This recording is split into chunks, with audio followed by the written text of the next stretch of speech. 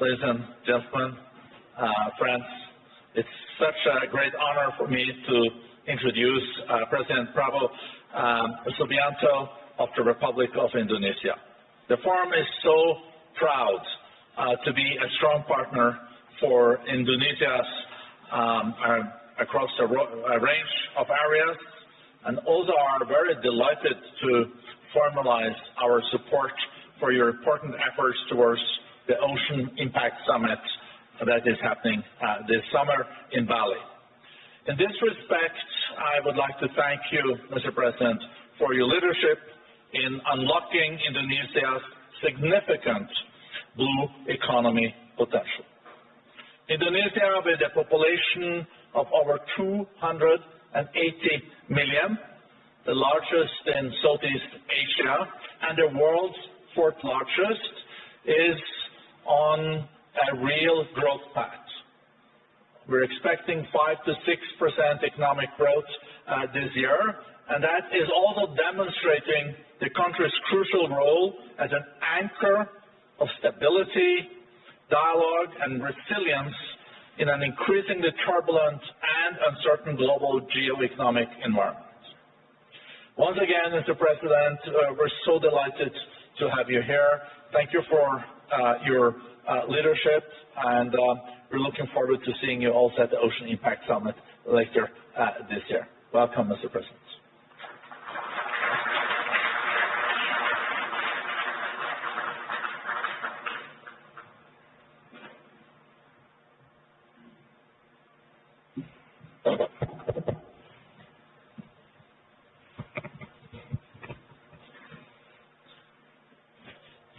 Distinguished President and CEO of the WEF, Mr. Borge Brande, ladies and gentlemen, Bismillahirrahmanirrahim. Assalamualaikum warahmatullahi wabarakatuh. Shalom, Salve, Om Swastiastu. Ladies and gentlemen, we gather here in Davos at a time of great uncertainty, a time when wars continue to break out, a time when trust between nations, between institutions, between peoples is fragile. History teaches us peace and stability are our most valuable assets. Peace and stability are the ultimate prerequisites for growth and prosperity. There will be no prosperity without peace. Excellencies, distinguished delegates, the IMF recently described Indonesia as, I quote, a global bright spot with strong economic growth amid a challenging external environment. While the world had faced tightening financial conditions, trade tensions, and political uncertainty, Indonesia continues to grow. Indonesia's economy grew by more than 5% every year over the last decade. And I'm confident that this year our growth will be higher. Our inflation remains at around 2%. Our government deficit is now kept below 3% of our GDP. International institutions did not praise us because of unfounded optimism. They did so because of evidence. They recognize that Indonesia's economy is resilient. Our policies have been and will always be well calibrated. Peace and stability in Indonesia over the years did not happen by chance.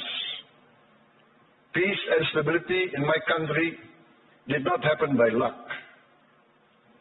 It happened because we, Indonesia, have and will always continue to choose unity over fragmentation, friendship and collaboration over confrontation, and always friendship over enmity. Our credibility, hard-earned over many years, has been protected. Credibility once lost is very expensive to regain. Indonesia, in our history, has never once defaulted on our payments of our debt. Not once. Succeeding regimes always pay the debts of the preceding regime. Presidents, successive presidents will always honor the debts of the previous administration.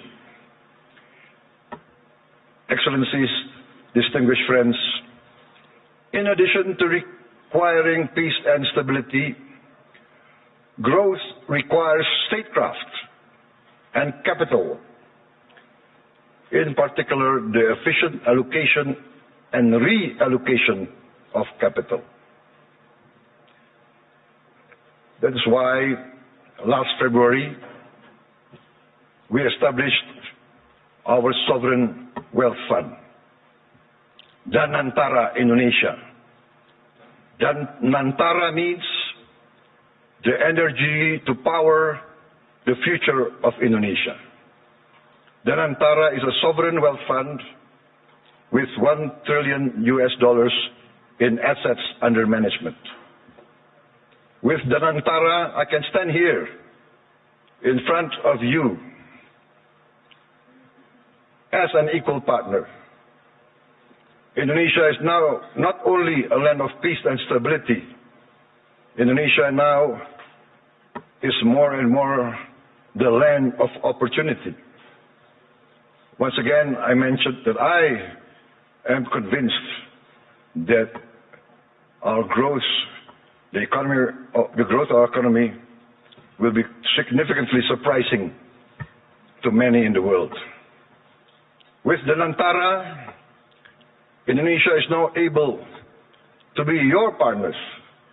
We will co-invest and grow with you.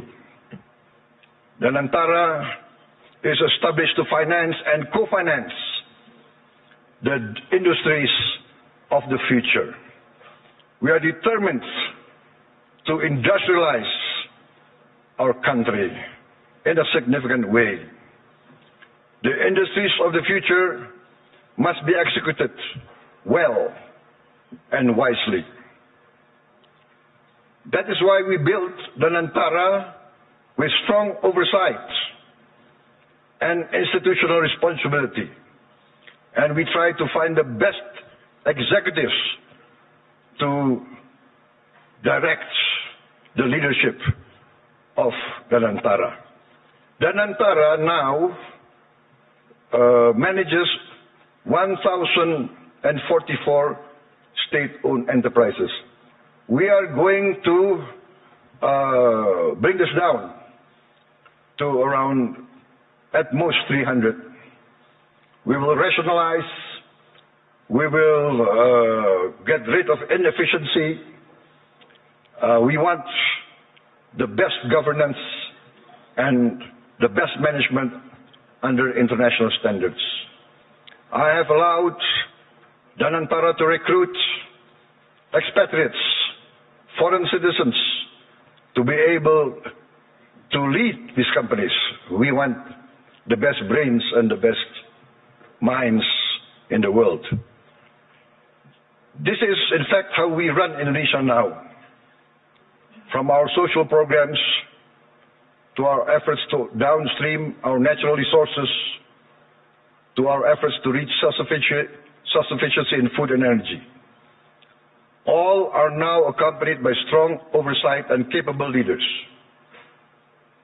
In the first 2 months of my administration, we carried out a vigorous efficiency program.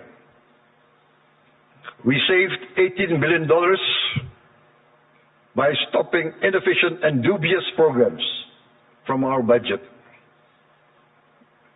and redirected these funds to projects that directly improve livelihoods and impact all of society. As a result, on January 6, 2025, we started our free nutritious meals program for pregnant and lactating mothers, infants, and all Indonesian children. On our first day, we started with 190 kitchens, serving 570,000 people per day. 570,000 meals per day. Today, in 1 year, we have achieved 21,102 kitchens serving nationwide. As of last night, we are producing 59.8 million meals for 59.8 million children, mothers, and elderly living alone. They receive these meals every day. To put this into context, in about a month's time, we will surpass McDonald's, 68 million meals a day.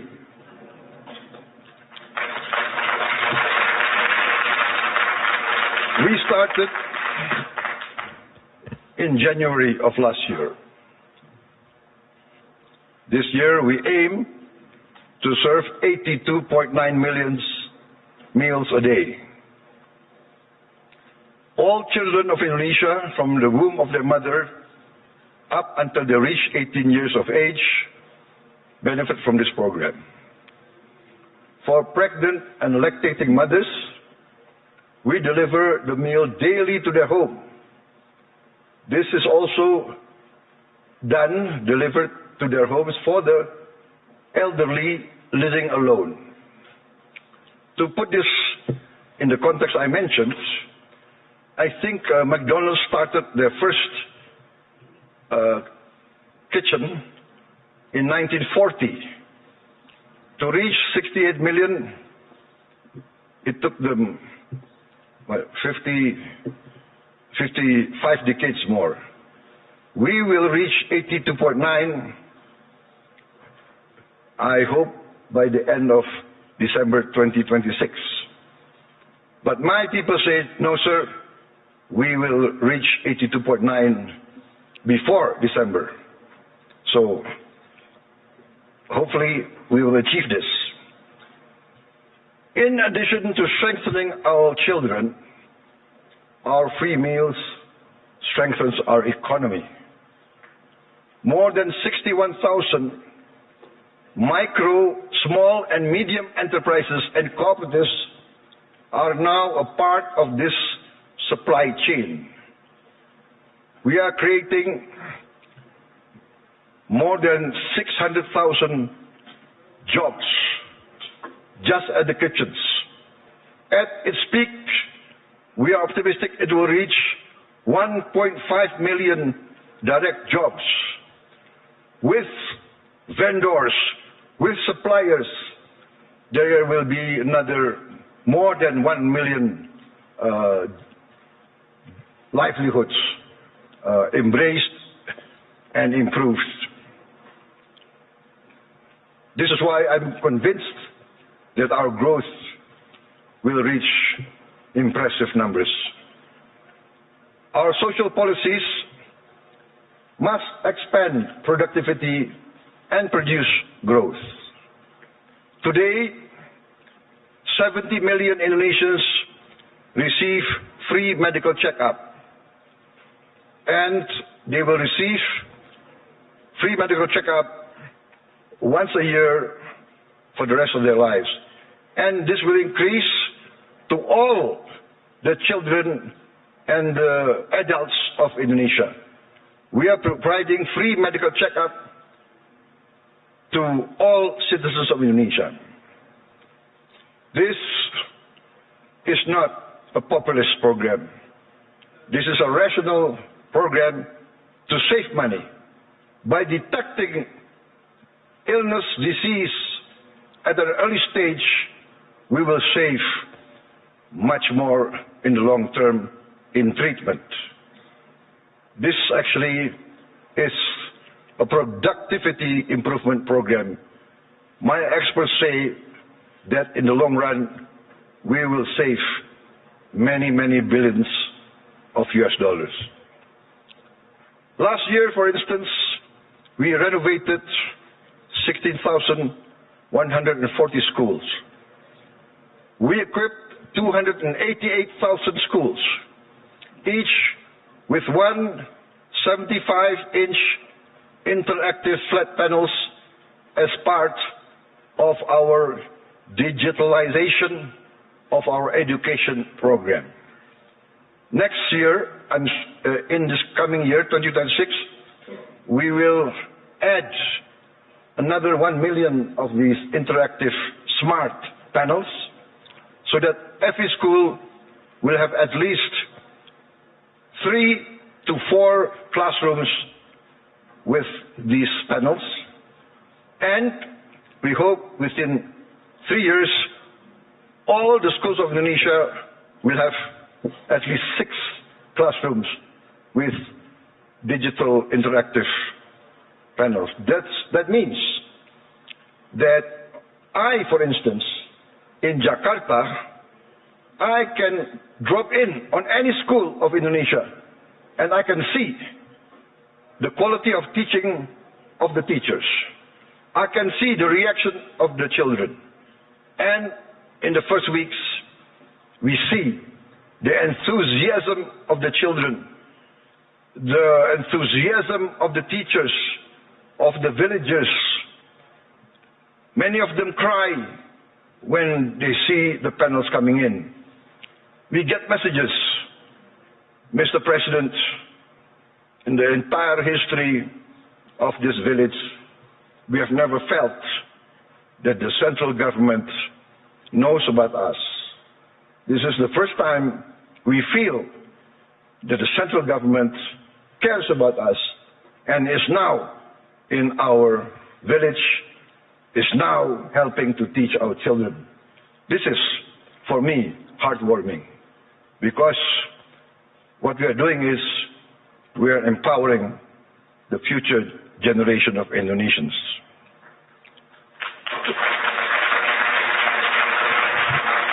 Why does this matter to global investors gathering here at the World Economic Forum? Because I am of the conviction that human capital determines long-term growth, long-term returns. Human development, human resources is the key to a thriving and successful nation. Lack of education is the path towards failed states. No country can hope to be stable and prosper if its people are illiterate, if its people are not able to keep up with modern science and technology. In addition, this year we will increase the renovation. I'm determined to modernize and renovate 60,000 schools. I'm also building 1,000 schools, what I call integrated comprehensive schools with modern facilities, with modern laboratories, 1,000. I have already, 500, but I've already built 160 schools, boarding schools for the very poor. So this is maybe unique, because usually the children of the upper class, the children of the wealthy, go to boarding school. But I now make boarding schools for the very poor. Their only condition for entering the school is they must come from the bottom deciles of our society. Those who are very poor, I'm taking their children. I want to cut the chain of poverty. Usually in countries like my countries of the global south, countries of the third world, countries coming out of hundreds of years of colonialism, usually the son of a poor peasant will be a poor peasant. The son of a garbage collector will be a garbage collector. The son of a street hawker will be a street hawker. The son of a day laborer in the harbor will also be a day laborer in the harbor. This is what we call in the global south the circle of poverty. I'm determined to break the circle. I'm determined that the son of the poorest should not be poor. They must be given equal opportunity. And that's why I've already built 166, and I will build total 500 of these boarding schools. And another 500 not boarding schools, but centers of excellence to boost the other children who are brighter. Also, I've started 20 new boarding schools for the academically gifted. I'm also building 10 new universities, and I'm discussing and negotiating with the best universities of Europe, United Kingdom, and North America to twin them and to produce universities and campus of international standard. In addition, we are now in the process of building 83,000 cooperatives with 83,000 warehouses, 83,000 cold storage, 83,000 mini markets, 83,000 village drugstores selling generic medicine, and all subsidized goods direct to the villagers without intervention from too many middlemen. We are also going to modernize what we call the new fishing villages. We will build at least 1,000 this year, but we actually want to allocate funds for 5,000 villages. Each village will have 2,000 fishermen. We hope to impact 10 million fishermen. With their wives and their children, this will impact at least 40 million Indonesians. We have started a pilot project in Biak, in Papua, and the result is very heartening. The average increase in their livelihood is 60% increase in their annual livelihood. Why? Because before, to get ice was impossible for them. There was no ice-making factory near their villages. To get diesel very far, we will build diesel stations in every village. They will have access very easy. Ladies and gentlemen, let me say this clearly. There is no investment climate without the certainty of equitable rule of law. Nobody will come in to invest in a country that's lawless or of dubious legal tradition. I am determined under my administration to ensure the rule of law. The rule of law must prevail over any vested interests. In 2025, Indonesia, as I promised, we will confront, and we have confronted corruption directly, firmly, and openly. As any person dealing with an illness, with a disease, we must have the courage to acknowledge the illness and disease that we suffer. We are determined directly to fight against this corruption. It's challenging. Not many people believe we can do it, but we have no choice. I have no choice. I have been inaugurated, I have been sworn in to uphold the Constitution and the rule of law. In my first weeks in government, we uncovered massive abuse in fuel and crude oil governance. In all sectors of the economy, we found illegality, illegal practices. In my first year of administration, we have already confiscated 4 million hectares of illegal plantations and illegal mines. It is amazing. I call this not free enterprise. I call this not the free market. I called it openly greedonomics, the economics of greed, the economics of rapacious practices. Maybe in many of your countries, there was a period like this, a period of the robber barons.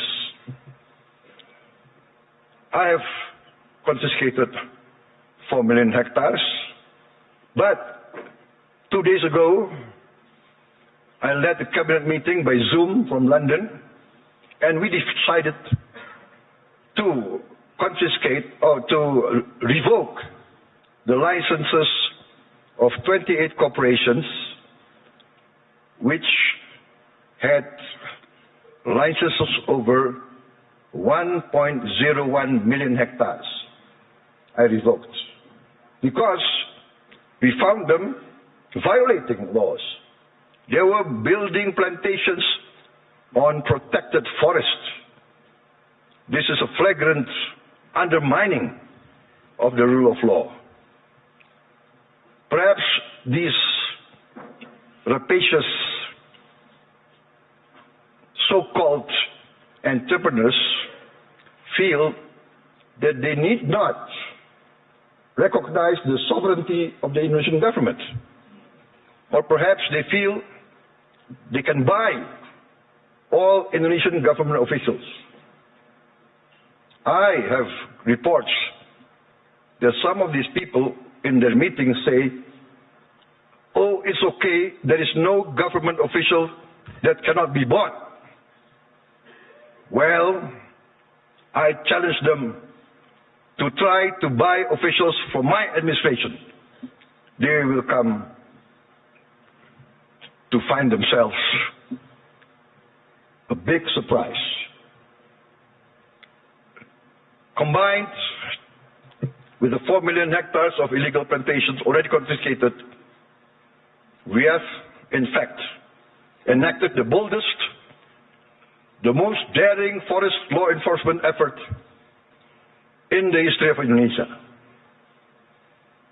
We have closed, up to now, 1,000 illegal mines. But my staff, my people report to me, sir, there is at least another 1,000 or more. There could be as many as 666 corporations that violate the law. So I say, what can we do? We can only have the courage to enforce the law. There can be no compromise. There can be no turning back. My people demand this, and we are determined to serve our people in honesty. We are determined, I am determined to uphold my oath, defend the Constitution of my country, enforce the law of the land. You might not have heard our story because we are people who do not like to be flamboyant. We are low-key. We tend to be below the radar. But we are very determined in our effort to keep up with the rest of the world. You might not have heard this story, but extreme poverty in Indonesia fell to its lowest level in history. I'm determined in the next 4 years we will eradicate extreme poverty and we will bring down poverty as a whole. That is my mission in my life. That is my mission in the remaining years of my life. There is nothing more honorable. There is nothing more satisfying than bringing down poverty and bringing down, eradicating hunger. There is a saying I learned from my elders. One of my elders, very wise man, very honest political leader, he told me, Prabowo, the duty of a leader is very simple. The leader of this country, if you want to be leader of the country, you must work so that the poor and the weak can smile and can laugh. Very simple. What does that mean? If the poor, the weak can smile and can laugh, that means they have hope. That means they see a future. That means their livelihood is being improved. So that is my mission now, to make the poorest of Indonesians, the weakest of Indonesians, smile.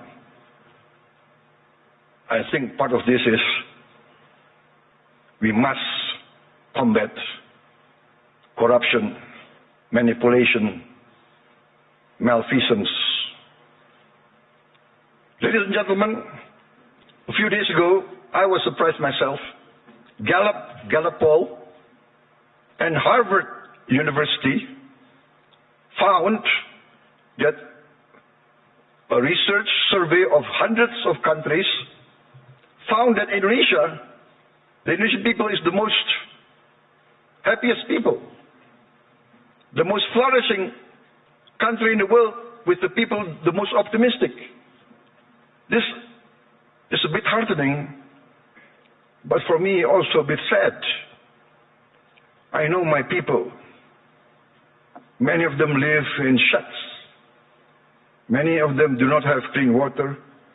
Many of them do not have bathrooms. Many of them eat rice with salt. And yet they smile. And yet they have hope. We also achieved self-sufficiency in rice. The first time in many, many years, our rice production is the highest in the history of Indonesia. I gave a target to be self-sufficient in 4 years. I gave a target to my team. They did it within 1 year. I am convinced in the next 4 years, we will be self-sufficient in the other food products. corn, sugar, protein. Excellencies, distinguished delegates, Indonesia does not fear economic integration. We are a trading nation for hundreds of years. We conclude now trade agreements not because it is fashionable, but we consider it necessary. We believe in the concept of win-win.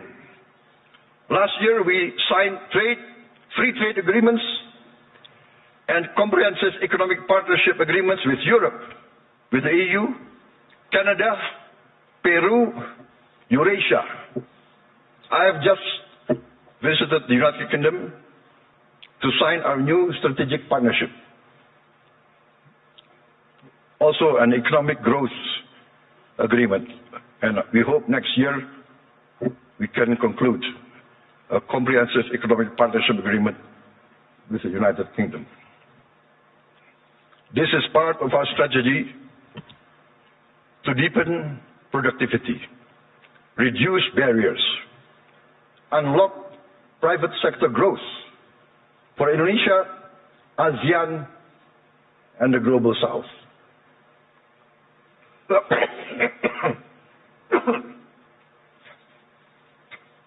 Excuse me. We believe that trade integration, when done fairly, is not a threat to sovereignty. We believe trade is a tool for prosperity. Indonesia has a clear vision. We are determined to become a modern country, integrated with the global economy, providing good quality of life for its citizens, living free of poverty and hunger. But we understand very well this cannot be achieved by slogans alone. It requires determination, good governance, clean government, free of corruption and malfeasance. And in the end, we must have efficient public administration. We must also enact a new culture in our bureaucracy. Our government must serve the general good and must not entrench itself in collusion with greedy and rapacious economic players. Achieving our mission also requires smart investment in infrastructure, simplifying rules and regulations, getting rid of too much red tape, and of course, significant investment in health and education. Distinguished delegates, friends, economic growth requires a dynamic private sector. Indonesia is and will always be open for foreign and domestic investment. And we realize the prerequisite for investment is political and economic stability. Also, the certainty of equitable rule of law, guaranteed by a strong, clean and democratic government. Indonesia today offers sustainable growth with stability. We may be very low-key, we may be below the radar, we don't like to be flamboyant, to be bragging.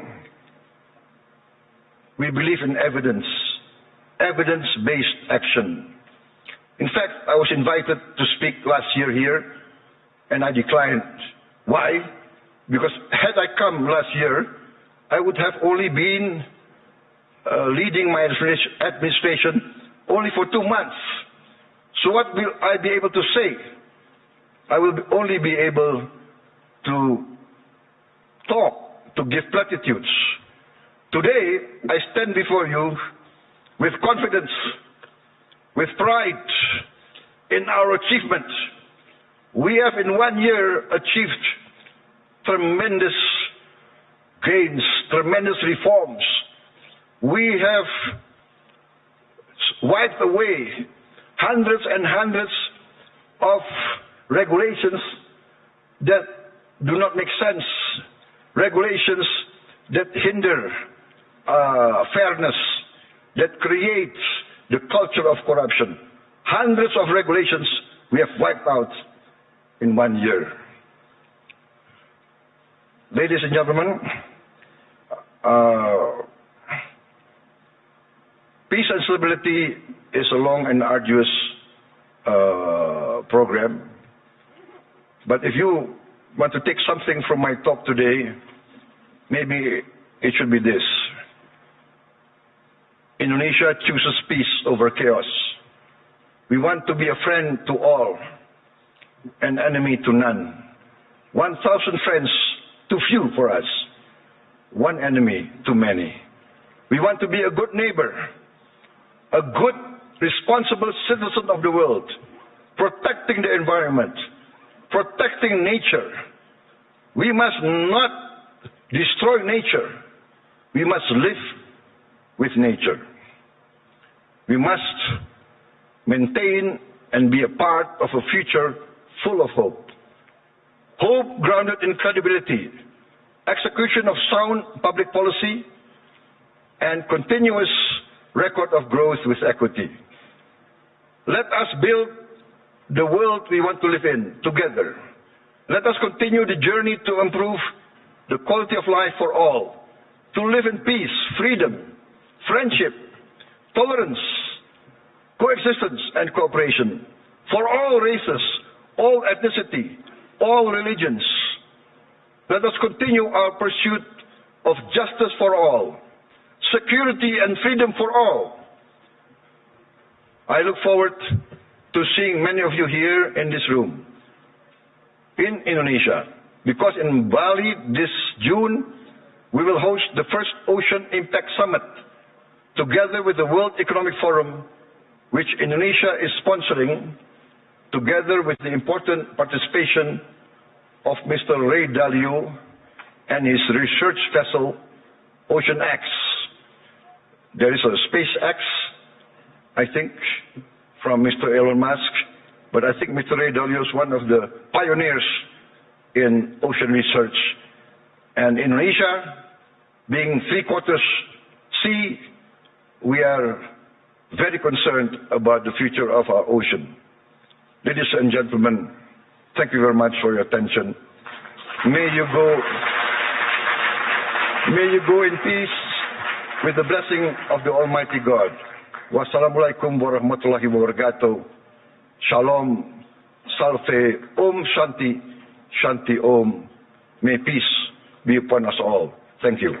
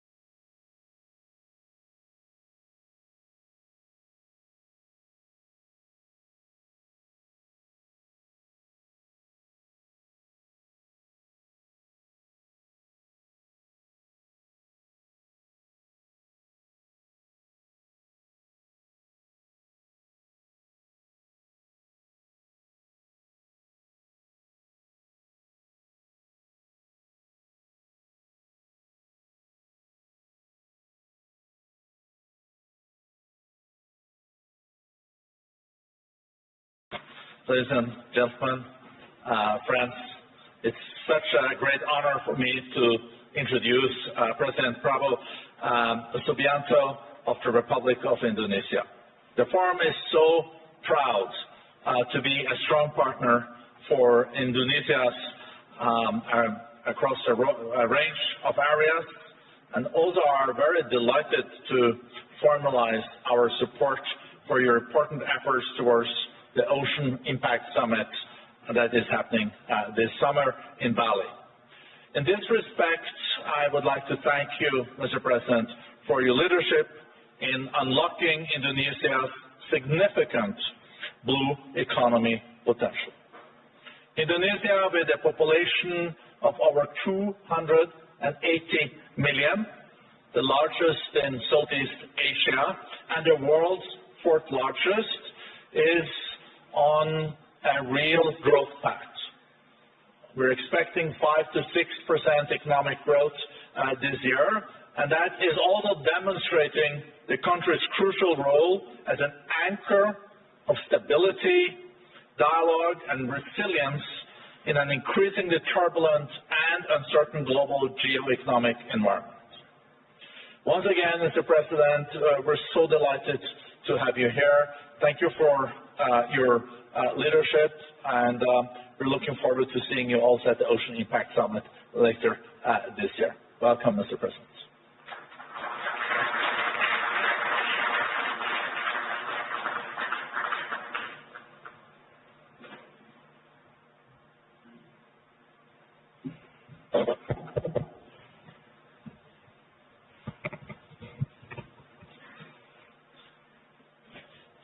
Distinguished President and CEO of the WEF, Mr. Borge Brande, ladies and gentlemen, Bismillahirrahmanirrahim. Assalamualaikum warahmatullahi wabarakatuh. Shalom, Salve, Om Swastiastu. Ladies and gentlemen, we gather here in Davos at a time of great uncertainty, a time when wars continue to break out, a time when trust between nations, between institutions, between peoples is fragile. History teaches us peace and stability are our most valuable assets. Peace and stability are the ultimate prerequisites for growth and prosperity. There will be no prosperity without peace. Excellencies, distinguished delegates, the IMF recently described Indonesia as, I quote, a global bright spot with strong economic growth amid a challenging external environment. While the world had faced tightening financial conditions, trade tensions, and political uncertainty, Indonesia continues to grow. Indonesia's economy grew by more than 5% every year over the last decade. And I'm confident that this year our growth will be higher. Our inflation remains at around 2%. Our government deficit is now kept below 3% of our GDP. International institutions did not praise us because of unfounded optimism. They did so because of evidence. They recognize that Indonesia's economy is resilient. Our policies have been and will always be well calibrated. Peace and stability in Indonesia over the years did not happen by chance. Peace and stability in my country did not happen by luck. It happened because we, Indonesia, have and will always continue to choose unity over fragmentation, friendship and collaboration over confrontation, and always friendship over enmity. Our credibility, hard-earned over many years, has been protected. Credibility once lost is very expensive to regain. Indonesia, in our history, has never once defaulted on our payments of our debt. Not once. Succeeding regimes always pay the debts of the preceding regime. Presidents, successive presidents will always honor the debts of the previous administration. Excellencies, distinguished friends, in addition to requiring peace and stability, growth requires statecraft and capital, in particular the efficient allocation and reallocation of capital. That is why last February we established our Sovereign Wealth Fund, Danantara Indonesia. Danantara means the energy to power the future of Indonesia. Danantara is a sovereign wealth fund with $1 trillion in assets under management. With Danantara, I can stand here in front of you as an equal partner. Indonesia is now not only a land of peace and stability. Indonesia now is more and more the land of opportunity. Once again, I mentioned that I am convinced that our growth, the growth of our economy will be significantly surprising to many in the world. With Danantara, Indonesia is now able to be your partners. We will co-invest and grow with you. Danantara is established to finance and co-finance the industries of the future. We are determined to industrialize our country in a significant way. The industries of the future must be executed well and wisely. That is why we built Danantara with strong oversight and institutional responsibility. And we try to find the best executives to direct the leadership of Danantara. Danantara now manages 1,044 state-owned enterprises. We are going to bring this down to around at most 300. We will rationalize, we will get rid of inefficiency. We want the best governance and the best management under international standards. I have allowed Danantara to recruit expatriates, foreign citizens, to be able to lead these companies. We want the best brains and the best minds in the world. This is, in fact, how we run Indonesia now. From our social programs to our efforts to downstream our natural resources, to our efforts to reach self-sufficiency in food and energy. All are now accompanied by strong oversight and capable leaders. In the first 2 months of my administration, we carried out a vigorous efficiency program. We saved $18 billion by stopping inefficient and dubious programs from our budget, and redirected these funds to projects that directly improve livelihoods and impact all of society. As a result, on January 6, 2025, we started our free nutritious meals program for pregnant and lactating mothers, infants, and all Indonesian children. On our first day, we started with 190 kitchens, serving 570,000 people per day. 570,000 meals per day.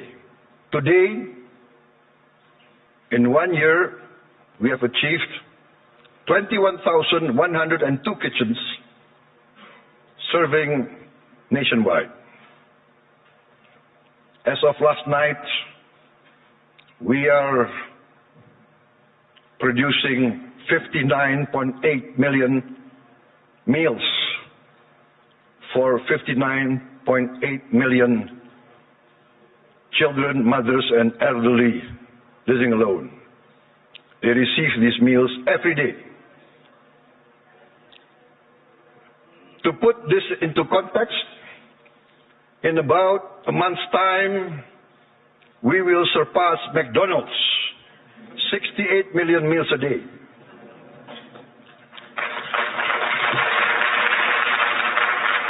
We started in January of last year. This year, we aim to serve 82.9 million meals a day. All children of Indonesia, from the womb of their mother up until they reach 18 years of age, benefit from this program. For pregnant and lactating mothers, we deliver the meal daily to their home. This is also delivered to their homes for the elderly living alone. To put this in the context I mentioned, I think McDonald's started their first kitchen in 1940. To reach 68 million, it took them 55 decades more. We will reach 82.9, I hope, by the end of December 2026. But my people say, no sir, we will reach 82.9 before December. So hopefully we will achieve this. In addition to strengthening our children, our free meals strengthens our economy. More than 61,000 micro, small, and medium enterprises and cooperatives are now a part of this supply chain. We are creating more than 600,000 jobs just at the kitchens. At its peak, we are optimistic it will reach 1.5 million direct jobs. With vendors, with suppliers, there will be another more than 1 million livelihoods embraced and improved. This is why I'm convinced that our growth will reach impressive numbers. Our social policies must expand productivity and produce growth. Today, 70 million Indonesians receive free medical checkup, and they will receive free medical checkup once a year for the rest of their lives. And this will increase to all the children and the adults of Indonesia. We are providing free medical checkup to all citizens of Indonesia. This is not a populist program. This is a rational program to save money by detecting illness, disease, at an early stage, we will save much more in the long term in treatment. This actually is a productivity improvement program. My experts say that in the long run, we will save many, many billions of US dollars. Last year, for instance, we renovated 16,140 schools. We equipped 288,000 schools, each with 175-inch interactive flat panels as part of our digitalization of our education program. Next year, in this coming year, 2026, we will add another 1 million of these interactive smart panels so that every school will have at least 3 to 4 classrooms with these panels. And we hope within 3 years, all the schools of Indonesia will have at least 6 classrooms with digital interactive panels. That means that I, for instance, in Jakarta, I can drop in on any school of Indonesia and I can see the quality of teaching of the teachers. I can see the reaction of the children. And in the first weeks, we see the enthusiasm of the children, the enthusiasm of the teachers, of the villagers. Many of them cry when they see the panels coming in. We get messages, Mr. President, in the entire history of this village, we have never felt that the central government knows about us. This is the first time we feel that the central government cares about us and is now in our village, is now helping to teach our children. This is, for me, heartwarming, because what we are doing is we are empowering the future generation of Indonesians.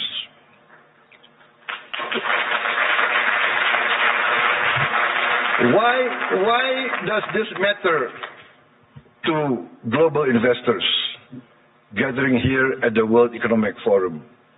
Because I am of the conviction that human capital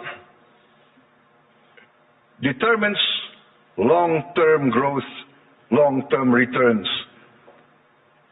Human development, human resources is the key to a thriving and successful nation. Lack of education is the path towards failed states. No country can hope to be stable and prosper if its people are illiterate, if its people are not able to keep up with modern science and technology. In addition, this year we will increase the renovation. I'm determined to modernize and renovate 60,000 schools.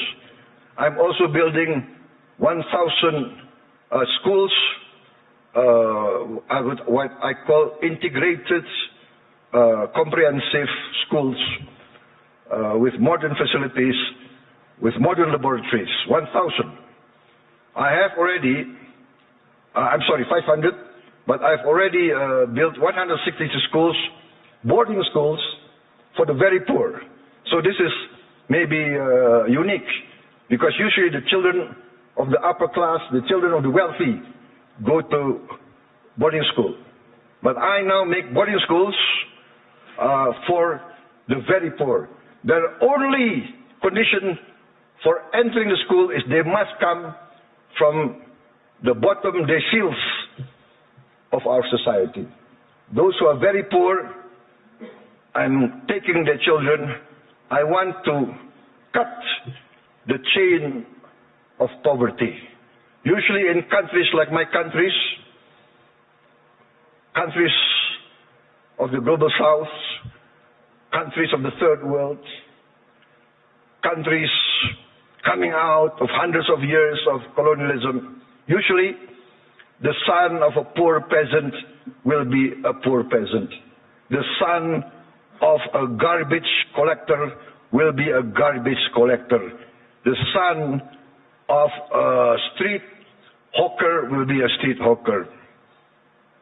The son of a day laborer in the harbor will also be a day laborer in the harbor. This is what we call in the global south the circle of poverty. I'm determined to break the circle. I'm determined that the son of the poorest should not be poor. They must be given equal opportunity. And that's why I've already built 166, and I will build total 500 of these boarding schools. And another 500 not boarding schools, but centers of excellence to boost the other children who are brighter. Also, I've started 20 new boarding schools for the academically gifted. I'm also building 10 new universities, and I'm discussing and negotiating with the best universities of Europe, United Kingdom, and North America to twin them and to produce universities and campus of international standard. In addition, we are now in the process of building 83,000 cooperatives with 83,000 warehouses, 83,000 cold storage, 83,000 mini markets, 83,000 village drugstores selling generic medicine, and all subsidized goods direct to the villages without intervention from too many middlemen. We are also going to modernize what we call the new fishing villages. We will build at least 1,000 this year, but we actually want to allocate funds for 5,000 villages. Each village will have 2,000 fishermen. We hope to impact 10 million fishermen. With their wives and their children, this will impact at least 40 million Indonesians. We have started a pilot project in Biak, in Papua, and the result is very heartening. The average increase in their livelihood is 60% increase in their annual livelihood. Why? Because before, to get ice was impossible for them.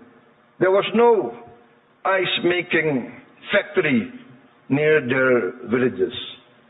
To get diesel very far, we will build diesel stations in every village. They will have access very easy. Ladies and gentlemen, let me say this clearly. There is no investment climate without the certainty of equitable rule of law. Nobody will come in to invest in a country that is lawless or of dubious legal tradition. I am determined under my administration to ensure the rule of law. The rule of law must prevail over any vested interests. In 2025, Indonesia, as I promised, we will confront, and we have confronted corruption directly, firmly, and openly. As any person dealing with an illness, with a disease, we must have the courage to acknowledge the illness and disease that we suffer. We are determined directly to fight against this corruption. It's challenging. Not many people believe we can do it, but we have no choice. I have no choice. I have been inaugurated, I have been sworn in to uphold the Constitution and the rule of law. In my first weeks in government, we uncovered massive abuse in fuel and crude oil governance. In all sectors of the economy, we found illegality, illegal practices. In my first year of administration, we have already confiscated 4 million hectares of illegal plantations and illegal mines. It is amazing. I call this not free enterprise. I call this not the free market. I called it openly greedonomics, the economics of greed, the economics of rapacious practices. Maybe in many of your countries there was a period like this, a period of the robber barons. I have confiscated 4 million hectares, but 2 days ago I led a cabinet meeting by Zoom from London, and we decided to confiscate or to revoke the licenses of 28 corporations which had licenses over 1.01 million hectares. I revoked because we found them violating laws. They were building plantations on protected forest. This is a flagrant undermining of the rule of law. Perhaps these rapacious so-called entrepreneurs feel that they need not recognize the sovereignty of the Indonesian government. Or perhaps they feel they can buy all Indonesian government officials. I have reports that some of these people in their meetings say, oh, it's okay, there is no government official that cannot be bought. Well, I challenge them to try to buy officials for my administration. They will come to find themselves a big surprise. Combined with the 4 million hectares of illegal plantations already confiscated, we have, in fact, enacted the boldest, the most daring forest law enforcement effort in the history of Indonesia. We have closed, up to now, 1,000 illegal mines. But my staff, my people report to me, sir, there is at least another 1,000 or more. There could be as many as 666 corporations that violate the law. So I say, what can we do? We can only have the courage to enforce the law. There can be no compromise. There can be no turning back. My people demand this, and we are determined to serve our people in honesty. We are determined, I am determined to uphold my oath, defend the Constitution of my country, enforce the law of the land. You might not have heard our story because we are people who do not like to be flamboyant. We are low-key. We tend to be below the radar. But we are very determined in our effort to keep up with the rest of the world. You might not have heard this story, but extreme poverty in Indonesia fell to its lowest level in history. I'm determined in the next 4 years we will eradicate extreme poverty and we will bring down poverty as a whole. That is my mission in my life. That is my mission in the remaining years of my life. There is nothing more honorable. There is nothing more satisfying than bringing down poverty and bringing down, eradicating hunger. There is a saying I learned from my elders. One of my elders, very wise man, very honest political leader, he told me, Prabowo, the duty of a leader is very simple. The leader of this country, if you want to be leader of the country, you must work so that the poor and the weak can smile and can laugh. Very simple. What does that mean? If the poor, the weak can smile and can laugh, that means they have hope. That means they see a future. That means their livelihood is being improved. So that is my mission now, to make the poorest of Indonesians, the weakest of Indonesians, smile. I think part of this is we must combat corruption, manipulation, malfeasance. Ladies and gentlemen, a few days ago, I was surprised myself.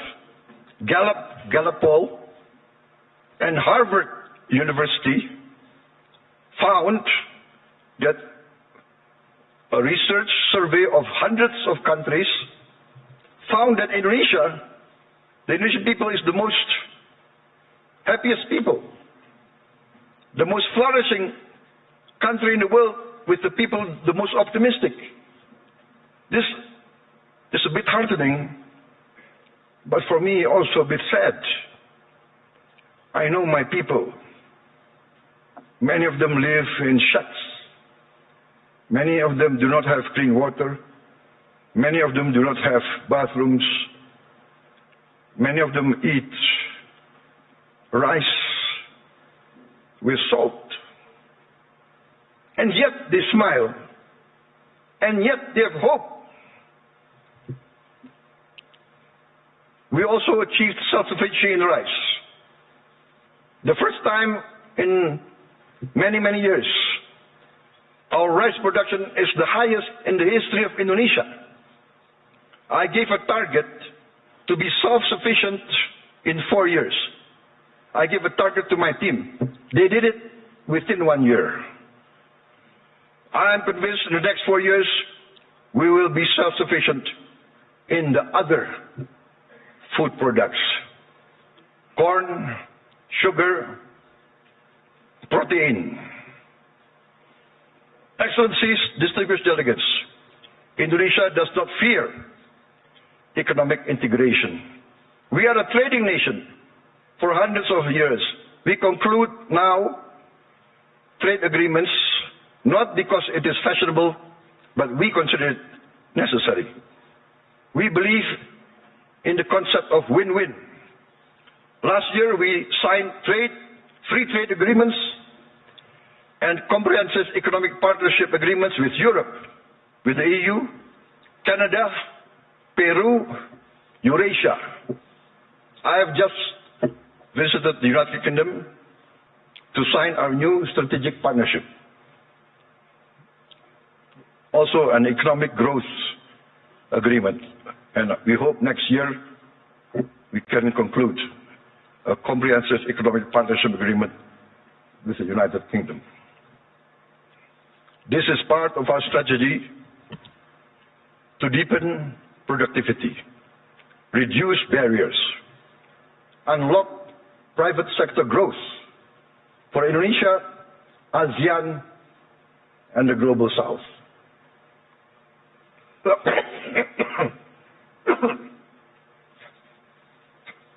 Excuse me.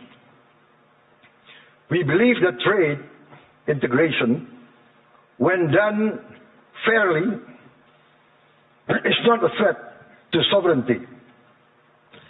We believe trade is a tool for prosperity. Indonesia has a clear vision. We are determined to become a modern country, integrated with the global economy, providing good quality of life for its citizens, living free of poverty and hunger. But we understand very well this cannot be achieved by slogans alone. It requires determination, good governance, clean government, free of corruption and malfeasance. And in the end, we must have efficient public administration. We must also enact a new culture in our bureaucracy. Our government must serve the general good and must not entrench itself in collusion with greedy and rapacious economic players.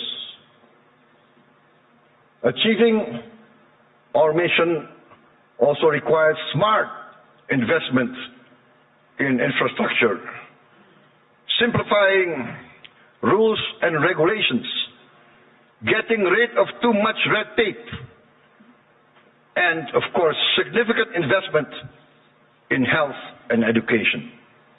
Distinguished delegates, friends, economic growth requires a dynamic private sector. Indonesia is and will always be open for foreign and domestic investment. And we realize the prerequisite for investment is political and economic stability. Also, the certainty of equitable rule of law, guaranteed by a strong, clean and democratic government. Indonesia today offers sustainable growth with stability. We may be very low-key, we may be below the radar, we don't like to be flamboyant, to be bragging. We believe in evidence, evidence-based action. In fact, I was invited to speak last year here, and I declined. Why? Because had I come last year, I would have only been leading my administration only for 2 months. So what will I be able to say? I will only be able to talk, to give platitudes. Today, I stand before you with confidence, with pride in our achievement. We have in 1 year achieved tremendous gains, tremendous reforms. We have wiped away hundreds and hundreds of regulations that do not make sense, regulations that hinder fairness, that create the culture of corruption. Hundreds of regulations we have wiped out in 1 year. Ladies and gentlemen, peace and stability is a long and arduous program. But if you want to take something from my talk today, maybe it should be this. Indonesia chooses peace over chaos. We want to be a friend to all, an enemy to none. 1,000 friends too few for us, one enemy too many. We want to be a good neighbor, a good, responsible citizen of the world, protecting the environment, protecting nature. We must not destroy nature. We must live with nature. We must maintain and be a part of a future full of hope. Hope grounded in credibility, execution of sound public policy, and continuous record of growth with equity. Let us build the world we want to live in together. Let us continue the journey to improve the quality of life for all, to live in peace, freedom, friendship, tolerance, coexistence, and cooperation for all races, all ethnicity, all religions. Let us continue our pursuit of justice for all, security and freedom for all. I look forward to seeing many of you here in this room, in Indonesia, because in Bali this June, we will host the first Ocean Impact Summit, together with the World Economic Forum, which Indonesia is sponsoring, together with the important participation of Mr. Reley and his research vessel, Ocean X. There is a SpaceX, I think, from Mr. Elon Musk, but I think Mr. Reley is one of the pioneers in ocean research. And Indonesia, being 3/4 sea, we are very concerned about the future of our ocean. Ladies and gentlemen, thank you very much for your attention. May you go in peace with the blessing of the Almighty God. Wassalamualaikum warahmatullahi wabarakatuh. Shalom, salve, Om Shanti, Shanti Om. May peace be upon us all. Thank you.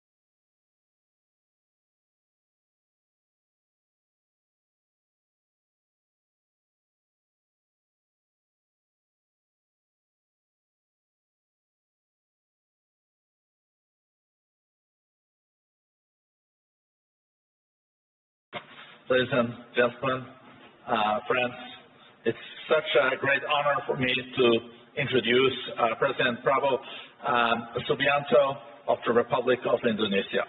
The Forum is so proud to be a strong partner for Indonesia's across a range of areas, and also are very delighted to formalize our support for your important efforts towards the Ocean Impact Summit that is happening this summer in Bali. In this respect, I would like to thank you, Mr. President, for your leadership in unlocking Indonesia's significant blue economy potential. Indonesia, with a population of over 280 million, the largest in Southeast Asia, and the world's fourth largest, is on a real growth path. We're expecting 5 to 6% economic growth this year, and that is also demonstrating the country's crucial role as an anchor of stability, dialogue, and resilience in an increasingly turbulent and uncertain global geo-economic environment. Once again, Mr. President, we're so delighted to have you here. Thank you for your leadership, and we're looking forward to seeing you also at the Ocean Impact Summit later this year. Welcome, Mr. President.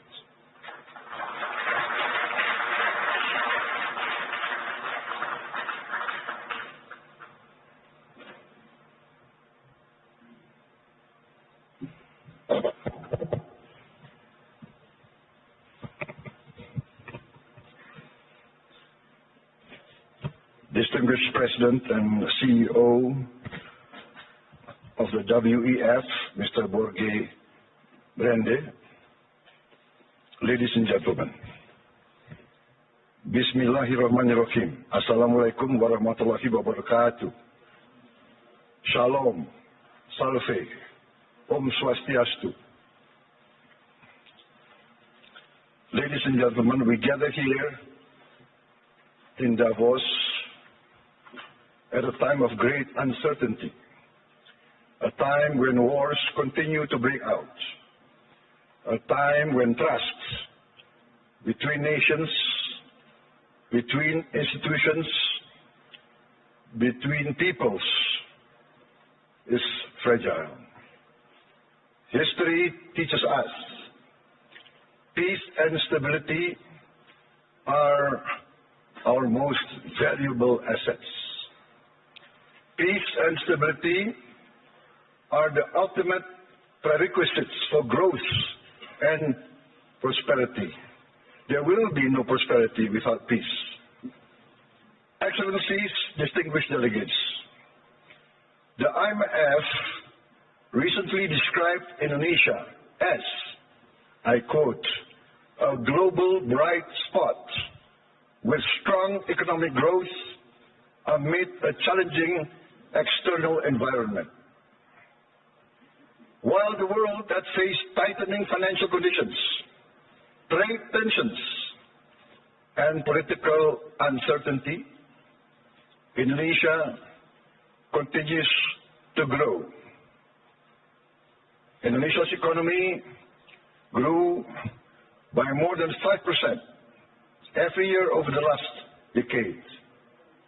And I'm confident that this year our growth will be higher. Our inflation remains at around 2%. Our government deficit is now kept below 3% of our GDP. International institutions did not praise us because of unfounded optimism. They did so because of evidence. They recognize that Indonesia's economy is resilient. Our policies have been and will always be well calibrated. Peace and stability in Indonesia over the years did not happen by chance. Peace and stability in my country did not happen by luck. It happened because we, Indonesia, have and will always continue to choose unity over fragmentation, friendship and collaboration over confrontation, and always friendship over enmity. Our credibility, hard-earned over many years, has been protected. Credibility once lost is very expensive to regain. Indonesia, in our history, has never once defaulted on our payments of our debt. Not once.